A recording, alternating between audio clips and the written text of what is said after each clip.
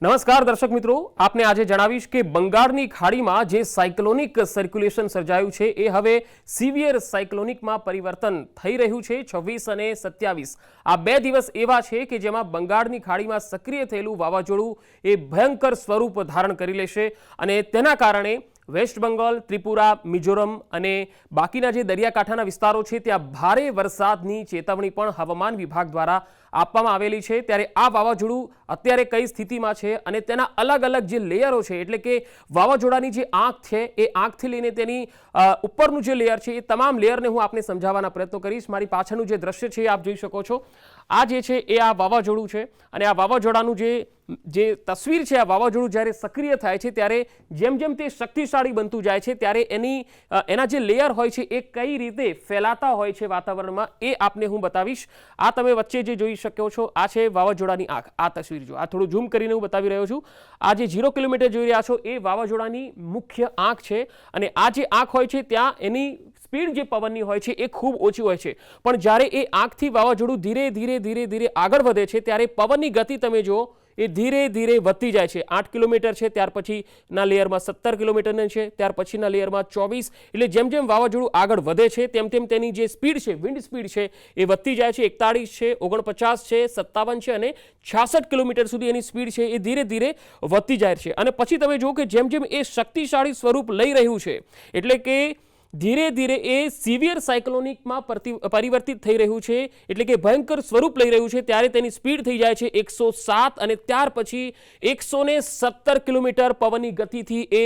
ખૂબ જ ભયંકર સ્વરૂપ ધારણ કરી લે છે। એટલે કે જ્યારે આંખથી લઈને જ્યારે એ સિવિયર સ્વરૂપ ધારણ કરે છે ત્યારની આ સ્થિતિ છે કે જ્યારે એ ભયંકર સ્વરૂપ લેશે ત્યારે 117 થી લઈને 123 કિલોમીટર જેટલો પવન ફૂંકાશે અને આ દરમિયાન જે પણ વિસ્તારોમાં એ હશે ત્યાં ભારે વરસાદ આવશે। ત્યારબાદ ધીરે ધીરે એનું જે સ્વરૂપ છે એ આગળ ફેલાતું જશે, પવનની ગતિ ધીરે ધીરે ઘટતી જશે। 107, 110, 102, 91, 87 અને 80 કિલોમીટરની ઝડપ સુધી આ પવન જશે અને ધીરે ધીરે તે 74 કિલોમીટર સુધી આવી જશે। અને આપ ત્યાં પણ જોઈ શકો છો કે જે ઓડિશાના કેટલાક ભાગો છે ત્યાં 49 એટલે કે લગભગ 44 થી લઈને 60 કિલોમીટરની આસપાસ પવન ત્યાં ફૂંકાશે અને ભારે વરસાદ જે છે એ આ વિસ્તારોમાં આવશે, જેમાં ઓડિશા છે, મિઝોરમ છે, ત્રિપુરા છે અને પૂર્વોત્તરના કેટલાક દરિયાકાંઠાના વિસ્તારો છે તેમાં ભારે વરસાદની ચેતવણી પણ આપવામાં આવી છે। તો આ જે ભયંકર વાવાઝોડું છે એ 26 અને 27 આ બે દિવસ ભયંકર સ્વરૂપ ધારણ કરવાનું છે અને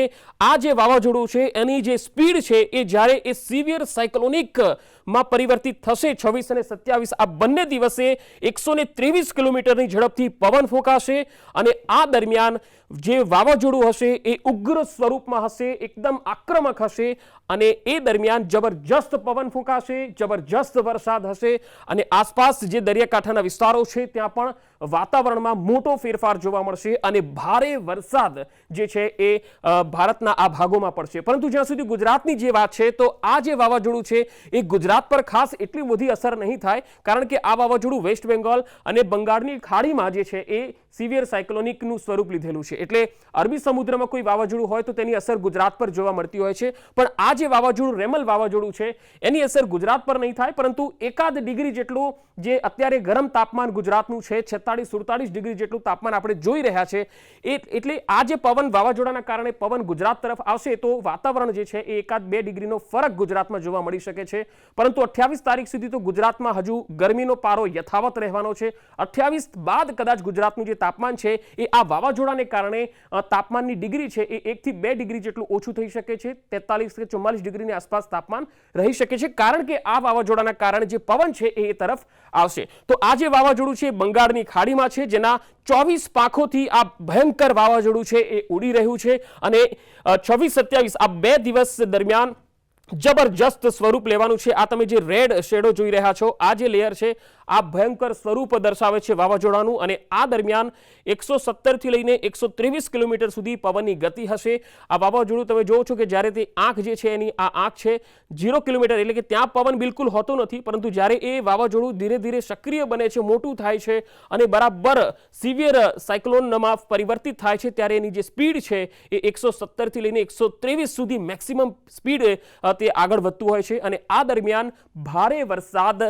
ભારતના જે ભાગો છે, ખાસ કરીને ઓડિશા, ત્રિપુરા, મિઝોરમ અને પૂર્વોત્તરના જે દરિયાકાંઠાના વિસ્તારો છે ત્યાં ભારે પવન અને ભારે વરસાદ આ 2 દિવસોમાં જોવા મળશે અને ત્યાર પછી આ વાવાઝોડાની જે સ્પીડ છે એ ધીરે ધીરે ઓછી થતી જશે. તમે જોઈ શકો છો કે એ 26-27 બરાબર આક્રમક સ્વરૂપ ધારણ કર્યા પછી આગળ 110, 102, 91, 87 એટલે કે પવનની ગતિ છે ધીરે ધીરે ઓછી થતી જશે અને આગળ જતા એ 60 કિલોમીટર સુધી આવી જશે અને પછી આ વાવાઝોડું છે એ શાંત થઈ જશે. તો ઓવરઓલ જોઈએ તો આ રેમલ વાવાઝોડું બંગાળની ખાડીમાં 26 અને 27 આ 2 દિવસ એવા છે કે જ્યાં તે ભયંકર સ્વરૂપ જે છે ધારણ કરીને